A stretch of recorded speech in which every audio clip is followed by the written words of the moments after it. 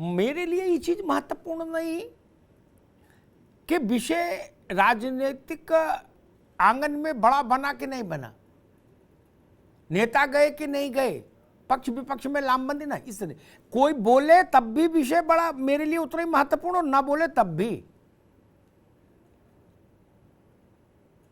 जाति धर्म वर्ग का भी लेना देना मेरी नजर में कुछ नहीं। मेरे पास मूल सवाल आज ये है, आप 4 घंटा 5 घंटा 8 घंटा किसी घर में दबिश दे रहे हैं, 40-50 लोग लेके जा रहे हैं,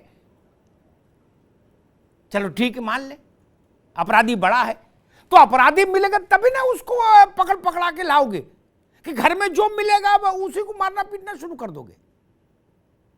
ये रास्ता ठीक नहीं किसी के लिए और ये रास्ता मंजूर भी नहीं हो सकता। जब जब किसी भी शासनकाल में ऐसी घटना उठी है मैंने आवाज उठाई है।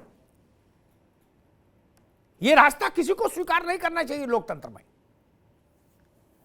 मैं सबसे पहले जैन साहब से एक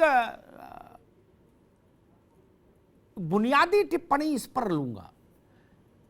जैन साहब, जो सफाई पुलिस हमेशा जो निचले स्तर के अधिकारी हैं जिलों में, उनका प्रशिक्षण इतना कमजोर है या वो इतने विचित्र किस्म के इन्वायरमेंट में रहते हैं, यूपी में खास तौर पर मुझे लगता है 20 साल से हम लोग देख रहे हैं, वो अल्ल बल्ल बोलने लगते हैं। 1 सेकंड में चीफ जस्टिस हो जाते हैं, जजमेंट दे देते हैं। घटना घटी तब उनको पता नहीं लगा, जब मीडिया ने पूछा तो 5 मिनट में वो निर्णय बता देते कि ऐसा नहीं ऐसा था। बाद में पता लगता है उनका निर्णय खारिज हो गया। हमने हाथरस में देखा, इसे 100 उदाहरण में दे सकता हूं।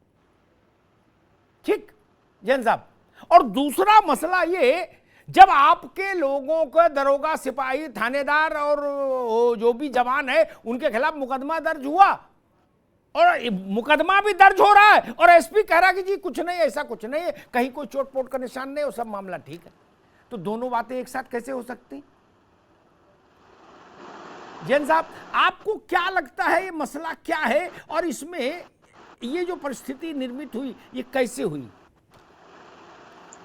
देखिए, जो मैंने भी थोड़ी बहुत जानकारी करी है, क्योंकि मैं DIG Varanasi, IG Varanasi zone रहा हूँ, तो मैंने भी जो कुछ जानकारी करी है उसके अनुसार बताया जाता है कि इनके जो पिता हैं कन्हैया यादव, ये थोड़ा एक झगड़ालू से किस्म के हैं और पुलिस से अक्सर इनकी जो है वो टकराहट होती रहती थी। कल शायद किसी ने सूचना दी थी पुलिस को कि ये जिला बदर अपराधी जो है घर पर आया हुआ है जी। तो गांव में पार्टी बंदी है, शायद जिस घर में रहता है उसके सामने जो लोग रहते हैं उनसे भी उनकी बड़ी अदावत है। तो जिसने भी सूचना दी, उस सूचना के आधार पर पुलिस गई थी जिला बदर अपराधी को पकड़ने के लिए, जिसका प्राविधान कानून में है। गुंडा एक्ट में प्राविधान है कि आप उसको, अगर जिला बदर अपराधी जिले में अंदर आ जाता है पुनः, तो आप उसको पकड़ सकते हैं और दोबारा उसको जेल भेज सकते हैं। अब उसके बाद क्या हुआ, ये बड़ी बहुत ही जो है वो अचंभे की घटना है कि इस जो मुझे बताया गया है वो ये है कि उस लड़की तक पुलिस नहीं पहुंच पाई थी। दरवाजा बंद था, लड़की अंदर थी, ये लोग बाहर की तरफ थे। वो एक चैनल गेट खुला था, उससे पुलिस अंदर गई थी, महिला कांस्टेबल अंदर गई थी, दरोगा अंदर गए थे। और उसके बाद जो है जब बहुत लोग आ गए हैं बाहर के, तब दरवाजा खुलवाया गया है और उसके बाद उस लड़की की, उस बच्ची की लाश मिली है वहां पर। अब पोस्टमार्टम रिपोर्ट से एक हैरानी और हो रही है, क्योंकि पोस्टमार्टम रिपोर्ट में cause of death could not be ascertained, viscera preserved आया है। विसरा टॉप प्रायोरिटी पे विसरा का एग्जामिनेशन होना चाहिए और जो कंट्री के टॉप फॉरेंसिक एक्सपर्ट्स हैं उनकी उसमें ओपिनियन ली जानी चाहिए कि क्या ये केस हार्ट फेल का लगता है, क्या बात हुई है, समझ में नहीं आ रहा है, क्योंकि उसके कोई इंजरीज नहीं है। जो मैंने इंजरीज एग्जामिन की हैं, 1-2 माइनर इंजरीज हैं, जो कहा जा रहा है कि बेल्टों से मारा और उसको लात घूसों से मारा, वो ये नहीं है। और ये हैंगिंग है, मतलब हैंगिंग क्यों की गई है ये बात समझ में नहीं आ रही है। तो इसमें बहुत ये जो 302 का मुकदमा कायम हुआ है, मेरे समझ से बिल्कुल सही स्टेप लिया गया है। सस्पेंशन जो किए गए हैं वो भी सही स्टेप लिया गया है। जो एक पैनल ऑफ डॉक्टर्स से पोस्टमार्टम कराया गया है, वीडियोग्राफी हुई है, वो भी सही कदम है। पर ये जो पोस्टमार्टम का जो फाइंडिंग आई है, ये थोड़ी सी जो है वो इससे एक प्रश्न चिन्ह पूरे उस पर लग जाता है जी। और मेरे ख्याल से अगले कुछ दिनों में जब इसमें एक्सपर्ट्स की राय आएगी, विसरा एग्जामिनेशन आएगा, तब शायद इसके ऊपर कोई बात बन सके। और मैं आपकी इस बात से सहमत हूं कि स्थानीय पुलिस को इसकी विवेचना न करके या तो किसी अन्य जनपद में किसी वरिष्ठ अधिकारी के नियंत्रण में एसआईटी फॉर्म करके कराई जाए, या फिर इसमें मेरा सबमिशन थोड़ा दूसरा है। पुलिस की जांच पुलिस नहीं कर सकती ना, इस बात का कोई औचित्य नहीं, ये किसी के गले नहीं उतरता। हमने पुलिस की जांच करते, पुलिस की जांच है, हम अभी परिणाम बता दें, सरकार किसी की हो अभी परिणाम घोषित कर देंगे हम। अरे सब एक ही घर हुआ हो भैया, सब तो नातेदार हो आपस में, एक ही संवर्ग के लोग कैसे किसकी जांच करेंगे ना, वो रास्ता अलग होना चाहिए भाई ना। मैं जैन साहब ने चीजों को बहुत अच्छे से प्रकाश उस पर डाला, लेकिन अभी भी कुछ बुनियादी सवाल मेरे जहन में बार बार नॉक कर रहे हैं। इस पर विवाद ही नहीं, मैं इस विषय पर किसी को जानने ही नहीं दूंगा, न सत्येंद्र को, न कंचन द्विवेदी को, न प्रियंका जी को, कि कन्हैया यादव कितना बड़ा गुंडा है। मैं कह रहा विश्व का सबसे बड़ा गैंगस्टर है कन्हैया यादव, क्या वो फोर्स लगा पकड़ो उसको, तो कौन आपत्ति है भाई? कोई बोल कहा क्या कन्हैया को चैप्टर बंद करो। मसला ये, एक मर गई दूसरी छटपटा रही, जो हमने वीडियो देखा, और पुलिस कह रही हम बाहर ही रहे, हम तो बिल्कुल बाहर अगरबत्ती जला के बैठे थे। तो 50 लोग वहां कीर्तन कर रहे थे 5 घंटे, 50 लोग वहां हनुमान चालीसा पढ़ रहे थे। ऐसी कहानियां नहीं बननी चाहिए जिन पर जो भौंडी लगे। स्क्रिप्ट भी लाओ तो कम से कम कुछ तो ठीक लाओ। और जैन साहब, आपको तो याद होगा, आप तो प्रदेश चला चुके हैं, क्या हाथरस में कितनी नाक कटाई थी इन्हीं पुलिस के जिले के लोगों ने नहीं कटाई थी? उन्नाव में कितनी नाक कटाई? एक बार एक शाहजहांपुर में एक पत्रकार जिंदा फूंक दिया था एक नेताजी ने, तब भी जिले के पुलिस वाले वही भाषण दे रहे थे जो देते हैं। हम आप जानते हैं ना जैन साहब, क्या? और जिलों में जब पोस्टमार्टम होता है तो हम आप ये भी जानते हैं, वो उसमें बहुत सारी चीजें कारक होती हैं जैन साहब। नहीं, जिले में तो कप्तान का रुबाब चलता है। मैंने बाद में चीजें बदलती देखी जब उसमें बड़े लोग इन्वॉल्व हुए। खैर, सत्येंद्र यादव, आप लोग वहां गए,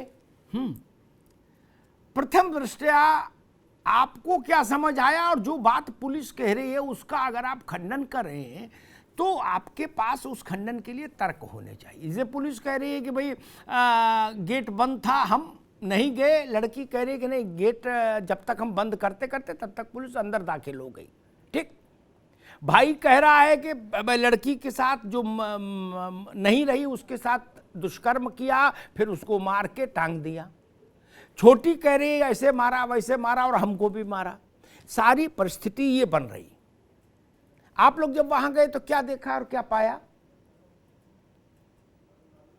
सबसे पहले तो ये बात सिर्फ इस घटना तक सीमित नहीं है जी। ये बात जो आज हो रही है, ये बात सिर्फ यहाँ तक नहीं है, ये बात बहुत बड़ी है। ये एक मिशन है।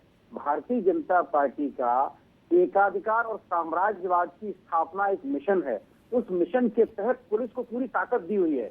जिस तरह से ब्रिटिश हुकूमत पुलिस के बल पर, पूरे चंद टुकड़ियों की पुलिस के बल पर लाखों करोड़ों भारतीयों पर जुल्म ढाती थी, ठीक उसी भांति भारतीय जनता पार्टी उत्तर प्रदेश में और यहाँ तक कि देश में भी पुलिस के बल पर, सुरक्षा व्यवस्था के बल पर और कानून व्यवस्था के नाम पर विरोधियों को समाप्त करने का, और विशेष कुछ जातियों को लेकर जो उन्हें लगता है कि उनका वोट बैंक उनका नहीं है, नफरत और देश की भावना से भरपूर कार्रवाई करते हुए कार्य करती है। इसको आप नकार नहीं सकते हैं। सर, मैं आज की डिबेट का पूर्व से बहुत बड़ा प्रशंसक हूँ। आप जैसे निर्भीक, निडर और इस तरह के बेबाक वरिष्ठ पत्रकारों को आगे आना बहुत जरूरी है। नहीं तो सरकारें बेलगाम हो जाएंगी। और मैं आज आपके साथ इस डिबेट का हिस्सा हूं, मुझे बहुत खुशी हो रही है। आपने मेरे बोलने से पहले बहुत सारी बातें कही, मैं बहुत ध्यान से सुन रहा था। ये बहुत जरूरी है। आपने जो बात कही है कि भाई आप दोषी कोई है और आप सजा उसके बच्चों को दे रहे हैं, ये तो शर्म की बात है।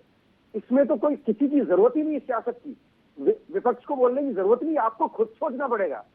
सरकार को, सरकार की पूरी व्यवस्था पर प्रश्न चिन्ह है ये। और पूर्व में इस तरह की तमाम घटनाएं हुई है।